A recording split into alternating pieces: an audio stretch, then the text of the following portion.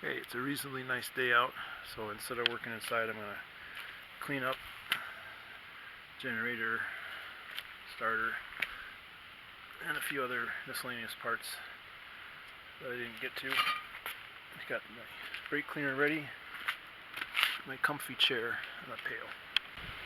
Okay, it's pretty good for a first pass at cleaning. Okay, pulled the pulley off and the fan.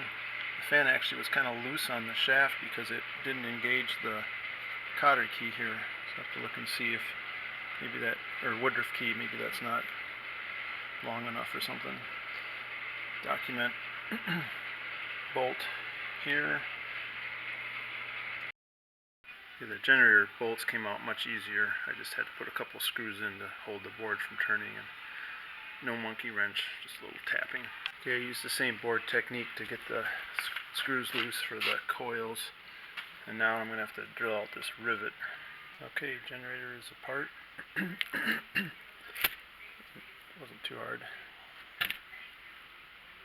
This wrapping on the coil is getting pretty bad. I'm going to have to re-wrap that.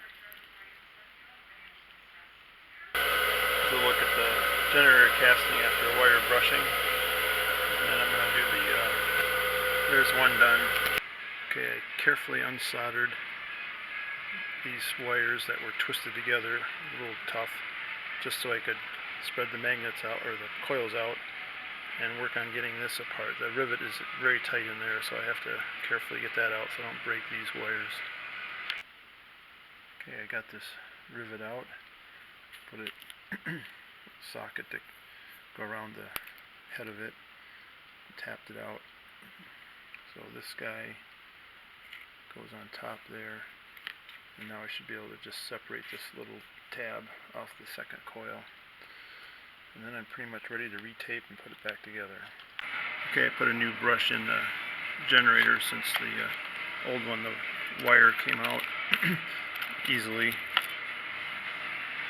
So on this side, the spring catches on this pedestal and doesn't push the brush in any further.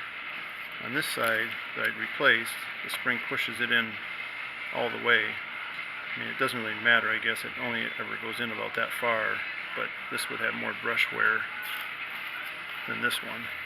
So I don't know if that was actually designed to hit the pedestal, or if I bent this one trying to replace the brush. So I'll play with that a little bit more and find out. Here's my generator cleaned up, and I retaped the bad areas of the coils. And so gonna get a new oil seal here. And I need some fish paper that goes around inside of here to insulate a little bit. And of course that's like 2 weeks out to get a stupid piece of paper. Okay, for the generator, putting it back together, this piece insulates this wire. It goes against the housing, and then there's a insulator goes here, and then the other coil goes on top there, and then the screw goes through, and or the rivet actually goes through and then connects it to the case. So I had to drill the rivet out. So I think I'm going to see if I can find a screw and nut that will work for this. Now I still have to solder these two wires back together on the two coils, but I think I'm going to do that installed just so it acts as a vise and holds everything for me. And I did put a dab of Loctite on these screws. Same thing on the starter. Okay, I got it soldered, and I got a piece of fish paper behind it. Replace that. It tucks under the coils, and then they're clamped in by the screws.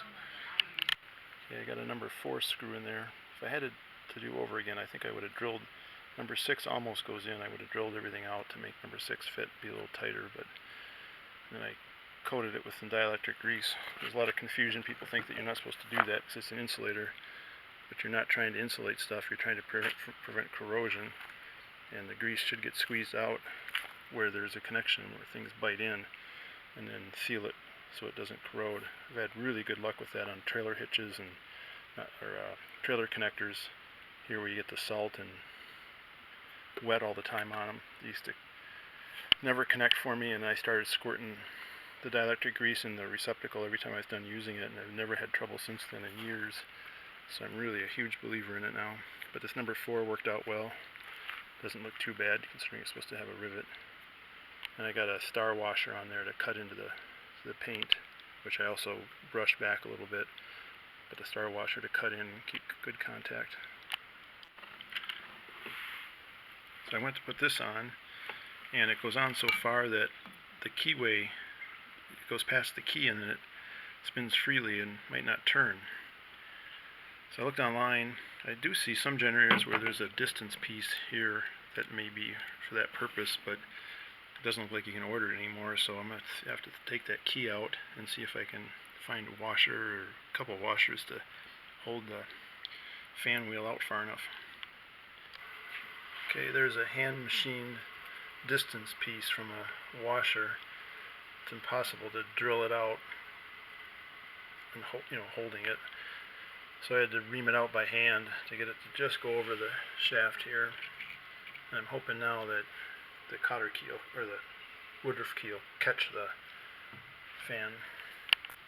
Okay, so after all that I put it together and realized that that's going to move the pulley out and screw up the belt alignment. And then I dug around some more and I found that there actually is a distance piece in here.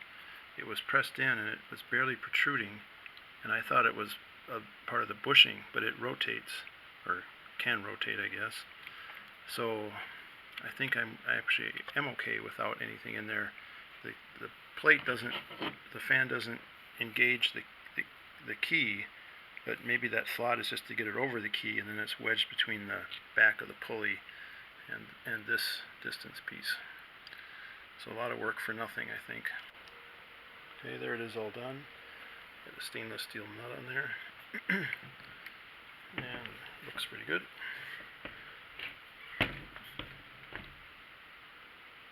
Put some oil in the oil hole there. And there's a new packing in there. Turns out it's the same as the dipstick oil seal felt thing.